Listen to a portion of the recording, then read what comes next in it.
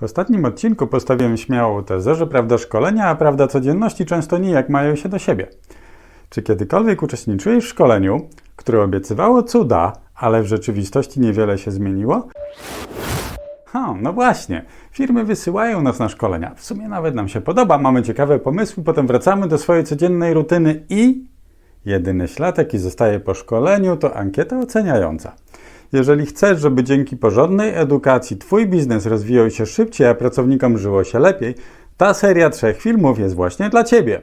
W tym filmie znajdziesz porady, jak wybrać i przygotować odpowiednie szkolenie. Zostają więc nam jeszcze 2 części, co dzieje się na samym szkoleniu i co musi zadziać się po nim. Zapraszam na drugi odcinek cyklu o efektywnych szkoleniach.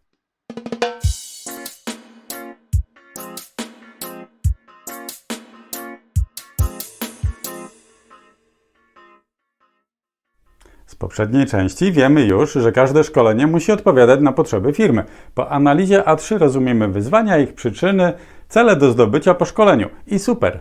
Pora zatem założyć koszulę i ugościć uczestników naszego szkolenia. Hej, no właśnie ugościć. Jak często zdarza się, że prowadzący szkolenie w ogóle nie interesuje się ani kim jesteś, ani z czym przychodzisz. To przypomina sytuację, kiedy idziesz w gości, a gospodarz ignoruje Cię przez cały wieczór.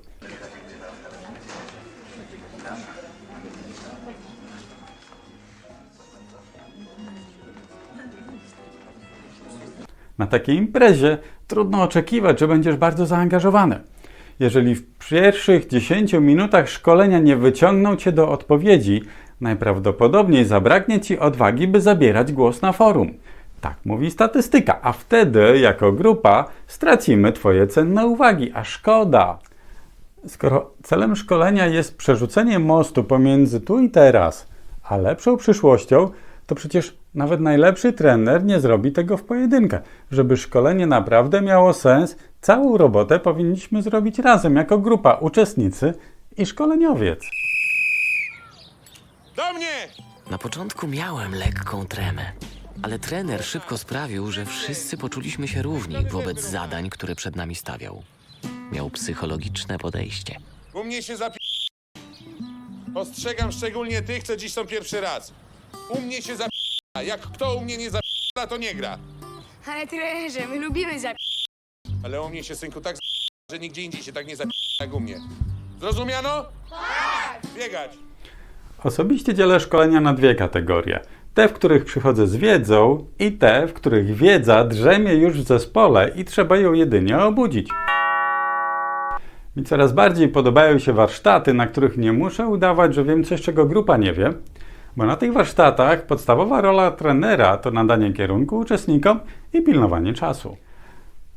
Ale nawet jeśli szkolenie zawiera nową wiedzę, na przykład metodę pracy, czy nowe procesy albo narzędzia, staram się minimalizować część teoretyczną. Zaobserwowałem, że jeżeli grupa rozumie, dlaczego pochylamy się nad danym wyzwaniem i w jakim kierunku zmierzamy, sam wybór najlepszej drogi mogą odkryć we własnym zakresie. Tak, może nie będzie to rozwiązanie książkowe, ale wystarczy na początek.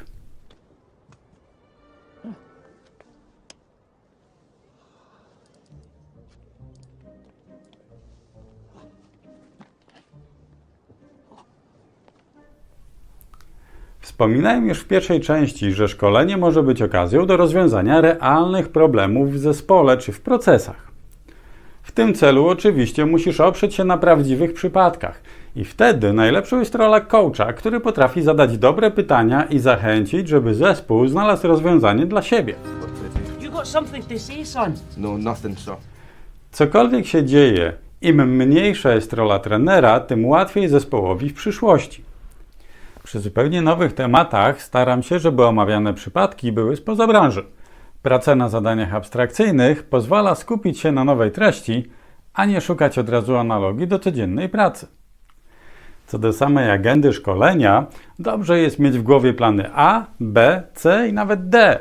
Nawet jeżeli we współpracy z klientem super przygotowaliśmy szkolenie, zdarza się, że uczestnicy podnoszą na warsztatach zupełnie inne kwestie niż te, które zaplanowaliśmy i wtedy jest dylemat. Czy ważniejsze jest to, z czym przyszedłem ja, czy osoby, które szkolę?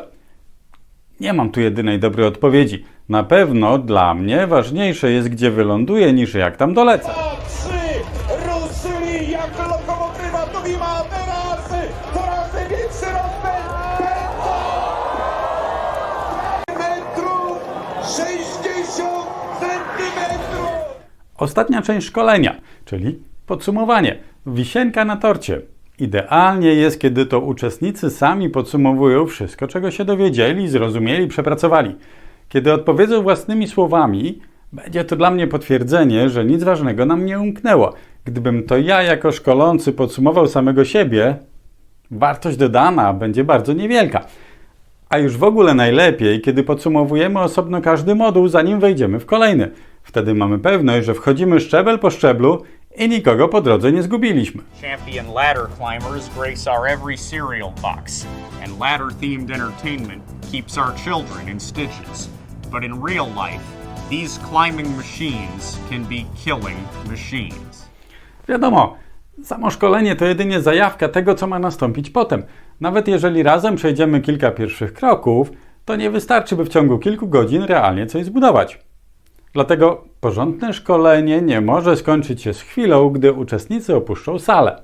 Ale o tym, co dzieje się po zakończeniu szkolenia, opowiem w 3. odcinku tej serii. Już dzisiaj zapraszam.